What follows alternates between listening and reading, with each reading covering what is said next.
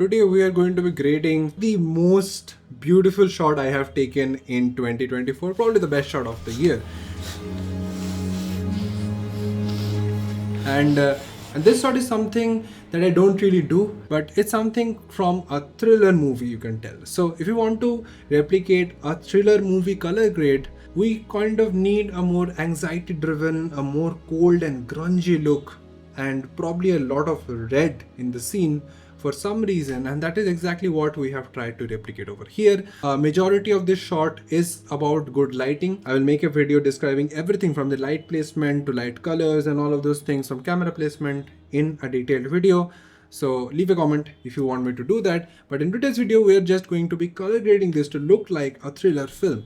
So first things first, this is where we are starting with, and we are going to get our S-Log3 base. I'll just get the base for better understanding. This is my normal workflow. This is my general note tree. You can find this particular note tree in the description below. I'll also leave this LUT that we make in the description below. But yeah, this is what we start off with. Now first things first, CST is the color space transform. If you're shooting in normal footage, that is Rec. 709, you don't need to do this, but because I shot in Sony S-Log3, I need to do color space transform. So this is from Sony S-Gamma 3, Sony S-Log3 to Rec. 709 and Gamma 2.4. This is converted into a normal footage. This is what we saw with our own eyes, or the camera actually saw. Perfect, that looks good. So we're going to start with denoise. So because this shot is taken at 3200 ISO, which is pretty high, and it is also shot at night time, there is a lot of grain over here. Okay, also in this part of the face, in the gun, there's a lot of grain. So if you are running Davinci Resolve Studio, that is the paid version, you can do this just like I am going to do. Otherwise, if you have any denoise plugin, you can use that. If you don't, it's not that big of a deal, don't worry about it. So coming to denoise, I think this is okay. So between Luma and Chroma, generally using both is fine. But what you need to do is zoom in to the noise, the grain that you see, dark parts, and if you see like colored blobs here and there, what you need to use is chroma. Chromatic is basically color, it means color. And if you see black and white dots here and there, and different values of black and white, then you have to use Luma. In this case, I see both white blobs and colored blobs, so I'll just increase both of them, and that will make this whole part, this grain and all the noise, a lot more smoother. I don't know how much you can see after the YouTube compression on YouTube, but yeah, it does make some difference. So coming to the exposure, I think this shot is way too bright for a thriller shot. I'll come down and decrease the offset till, suppose, I think here. I think, yeah, that looks good. Now I'm going to go into white balance. This shot, I feel like the surrounding is a little too warm for the kind of shot that you want to take. So I'm going to decrease the temperature, and now it looks like more of a thriller movie. I'll also probably decrease the tint a little bit. I don't think that's a good idea. Okay, I'll take care of the tint later. I'll take care of this little magenta. This magenta that you see on the background, I need to take care of that. So I'll add a little bit of green, but I don't want much green over here, so I have to be very careful. I'll add a little bit of tint so that goes away a little bit. But as you can see, after this, any change we made to the temperature or the tint slider has affected the skin tone as well. We had this very reddish glow before on our face because that was particularly this light that I had used in front of me. There was two backlights. This one very cold big light, this light that I'm using right now, the studio light, was set to very cold temperature and shot from the top left, and there was another ring light set to warm that was coming from right bottom. This light that you can see over here on his hand on the bottom side, and this is the other light, and this was the third light, which is turned to complete blood red and set in front of me. But I don't want to lose this red, but if I try to take care of everything, this red is turning into something like more of a pinkish color. We'll take care of that later. Now coming into grade, let's take care of that red. So we come into the hue versus hue and select all the warmer colors, which is towards red, and take it down just a little bit. So this pinkish tone, see, if I pull it up, it becomes more pink. We get rid of the pink, we pull it down, we land somewhere in like orangish red. Okay, this looks more of a natural skin tone. Cool. Now this is the soft slash sharpness. This is the node where I add some softness, some blur or some sharpness, but in this case we are not going to do that. I think this shot is perfectly sharp where it needs to be, perfectly soft where it needs to be. And if we were going for probably like a film look, we would have softened it a little bit, but if we are going for a cinematic look, this is perfectly fine. Now coming to the vignette, I'll come to the power windows, get a circular power window, I'll make it quite wide, increase the softness just a little bit, inverse the mask, and then come to our primary wheels, decrease the offset a little bit. You see, this is what is happening, but I don't want to do it too much.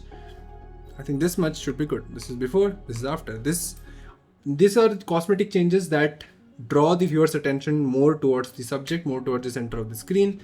And now going on to the gradient part, I don't think we need a gradient. I generally add a small little gradient from the bottom of the frame, but I don't think we need it for this particular case. Now coming on to subject, I'll add another circular or oval actually.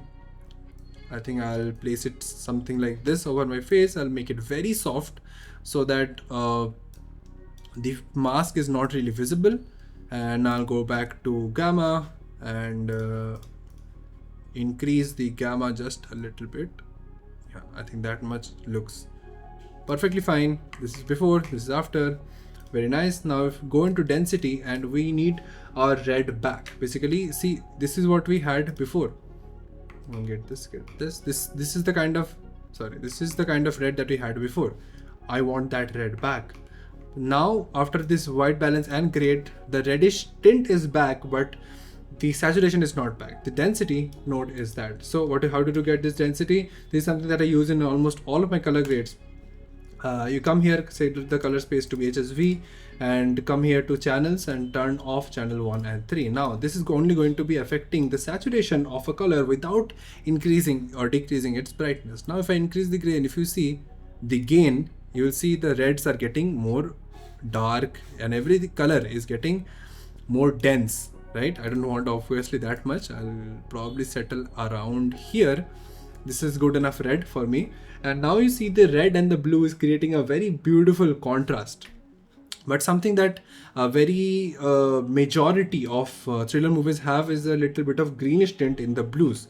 So I'm going to come to the grade part and add a little bit of green in the gamma or the gain. I think the gain should be fine. A little bit of green. Yeah. Not much, just a tad bit.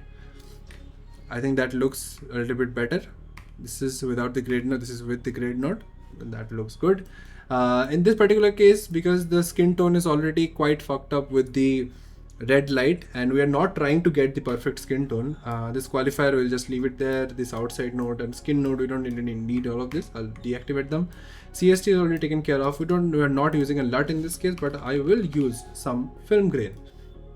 Now, if you're using the free version of Davinci, you might not have this, you will not have this. So you can just go to Google and find any grain overlay, stack it up on this particular footage, change the blending mode or the composite mode in this particular case to overlay or soft light. You can just try it out.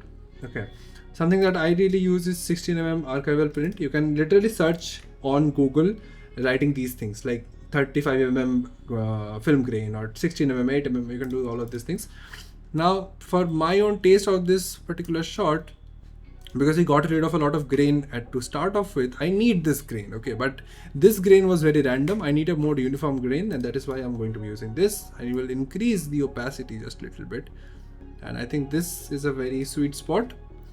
Okay, perfect.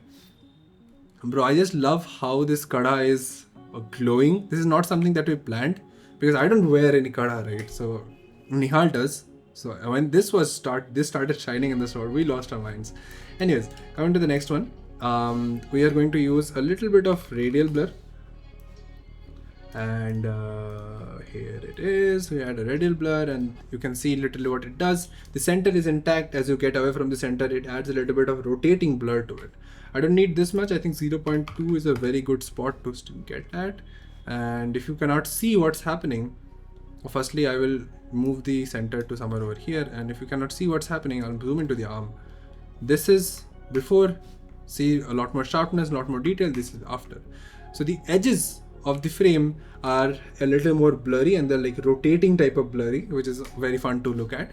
And yeah, I think this is a very good representation of a thriller movie. This is before, and this is after. Bro, the change, the before and after is diabolical in this case. And as I said, if you want the full breakdown and full recreation, full tutorial of this particular shot, let me know in the comments below. I'll make that as soon as possible. And I will also like to thank all of you guys for the 10,000 subscribers on this channel. I know you did not notice as well. I did not notice as well. It's very big deal. But yeah, we are just getting started, and there are a lot more things to achieve, but I am very, very grateful to having 10k subscribers on this channel.